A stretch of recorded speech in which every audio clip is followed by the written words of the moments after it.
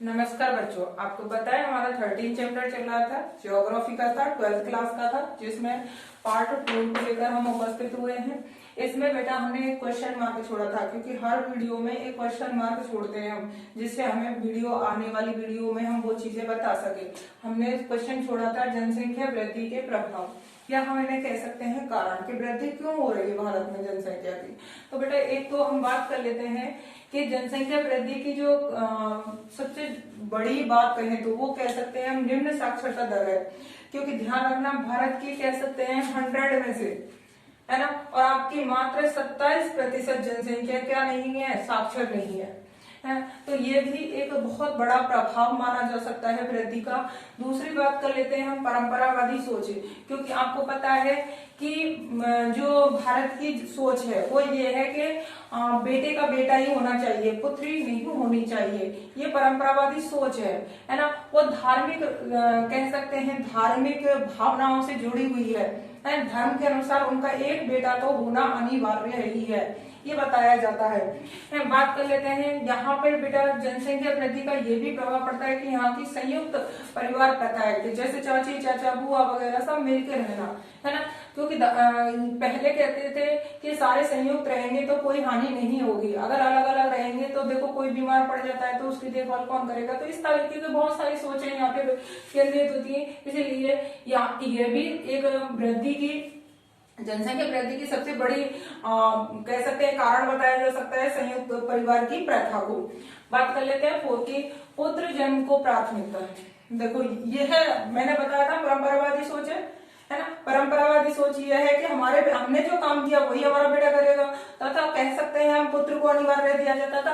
वही बात आ गई कि पुत्र जन्म को ही प्राथमिकता दी जाती है, पुत्री को नहीं दी जाती, क्योंकि यहाँ की जो सत्ता है वो पितृत्मक सत्ता है, मात्रात्मक सत्ता नहीं है। इसीलिए बेटी को यहाँ पर ज्यादा इंपॉर्टेंट नहीं माना जाता है। बात कर लेते हैं हम पांचवी, महिलाओं की अपेक्षा स्थिति, है ना, अपेक्षित स्थिति है। देखो महिलाओं को ये दृष्टि से देखा जाता है, महिलाओं को सुरक्षित नहीं समझा जा रहा है। जहां से भी महिला गुजरती हैं वहां पे क्या है, जो कह सकते हैं पुरुषों की है आदतें बहुत ज्यादा, कह सकते हैं चाहे वो साक्षरता की दर में हो तो महिला पीछे है। परंपरावादी सोच के आधार पर भी महिलाएं पीछे हैं, क्योंकि परंपरावादी सोच है कि हमारे घर में तो कोई बाहर गया ही नहीं है बेटी, तो इसीलिए हम किसी बेटी को बाहर नहीं जाने देंगे। संयुक्त परिवार के आधार पर महिलाओं को रखा जाता है ना, तथा महिलाओं को पुत्र प्राथमिकता पर भी ज्यादा बोला जाता है कि पुत्र होना ही चाहिए है। तो इस तरीके की बहुत सारी है, महिलाओं की स्थिति हम कह सकते हैं बहुत ही दयनीय, या हम कह सकते हैं कमजोर स्थिति भारत में बताई जाती है। अगली बात कर लेते हैं कारण का नगरीकरण। देखो आजकल नगरीकरण बढ़ता चला जा रहा है, ये भी वृद्धि का ही प्रभाव है। बात किसकी कर रहे हैं हम, वृद्धि की, क्योंकि एक पुत्र की कह सकते हैं एक पुत्र की अपेक्षा, जैसे महिलाओं की अपेक्षित स्थिति बताई थी ना, एक पुत्र के लिए 8 लड़कियों का होना, है ना। तो किसको बढ़ा रहा है, वृद्धि को बढ़ा रहा है। वैसे ही नगरीकरण भी हो रहा है। शहरों गांव से लोग कहाँ जा रहे हैं, नगरों की तरफ पलायन कर रहे हैं। कारण है क्योंकि वहां अच्छी सुख सुविधाएं मिल रही है भरण पोषण का साधन मिल रहा है। तो लोग किधर से, गांव से किधर पलायन कर रहे हैं, नगरों की तरफ पलायन कर रहे हैं। तो नगरीकरण की स्थिति बढ़ रही है, तो जनसंख्या भी कहाँ बढ़ेगी, नगरों में बढ़ेगी। गाँव से क्या हो रही है, जनसंख्या कम हो रही है। अगली बात कर लेते हैं, अगला पॉइंट आ जाता है बेटा हमारा जनसंख्या वृद्धि के सामाजिक व आर्थिक प्रभाव। देखो सामाजिक आर्थिक प्रभाव में ये कहा जा सकता है विवाह की आयु में वृद्धि, है ना। जो हमारी विवाह की आयु थी उसमें वृद्धि कर दी गई। अब जो आयु है वो आपकी लड़कियों की तो कितनी की गई, 18 वर्ष, एवं पुरुषों की जो की गई ये महिलाओं की है ना, पुरुषों की गई आपकी 21 वर्ष। तो विवाह की आयु बढ़ी तो वृद्धि भी अब देखो बढ़ेगी, क्योंकि आपको पता है पहले जो आयु थी वो 15 साल थी, तो 15 से 18 वर्ष के दौरान तो बच्चे कई ही हो सकते हैं। इस वजह से क्या किया कि विवाह की आयु में सरकार ने वृद्धि कर दी, जिससे क्या होगा कि सामाजिक आर्थिक स्थिति भी सुधरेगी और तथा प्रभाव से जो वृद्धि हो रही थी वो भी नियंत्रण में आएगी। ये सारी चीजों के लिए उसने ये कहा। अगली बात कर लेते हैं उत्पादन में वृद्धि। देखो उसने आपके उत्पादन में जो औद्योगिक धंधे के स्तर पर थी वृद्धि हो रही है। जनसंख्या जैसे जैसे बढ़ेगी उत्पादन में भी वृद्धि वैसे वैसे बढ़ेगी।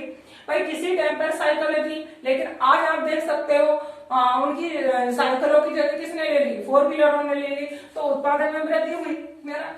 तो इसी प्रकार से क्या है, उत्पादन में वृद्धि होती चली जा रही है। आप बात कर लेते हैं परिवार कल्याण कार्यक्रमों में विस्तार।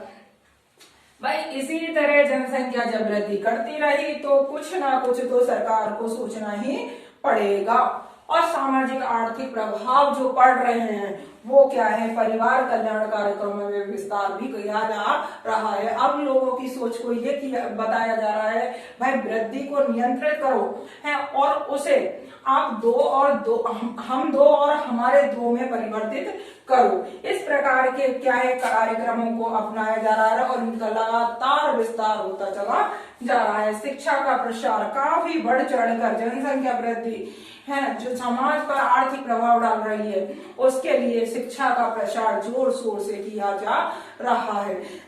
आगे चल के अगर शिक्षा का विस्तार इसी तरीके से बढ़ता चला गया कि जिस तरीके से आज बढ़ रहा है, तो हम कह सकते हैं जो हमारी 100% जनसंख्या में से 27 पढ़ी लिखी नहीं थी वह भी काफी पढ़ी लिखी हो जाएगी, और शायद हो सकता है किसी दिन हमारा देश भी 100 में से 100 शिक्षित होगा, है ना। तो ये सारी चीजें हमने क्या है आपकी जनसंख्या वृद्धि के कारण पढ़े और आर्थिक प्रभाव पढ़े, इनको आप अपनी कॉपी में नोट कर ले, क्योंकि आपके शायद हो सकता है थोड़ा बहुत इनमें बीच में लिखना पड़े, नहीं तो डायरेक्ट इसी तरीके से पूछ लिया जाएगा। आपको ध्यान रखना है, नोट्स बना लीजिए और अपने घरों में बैठकर पढ़िए।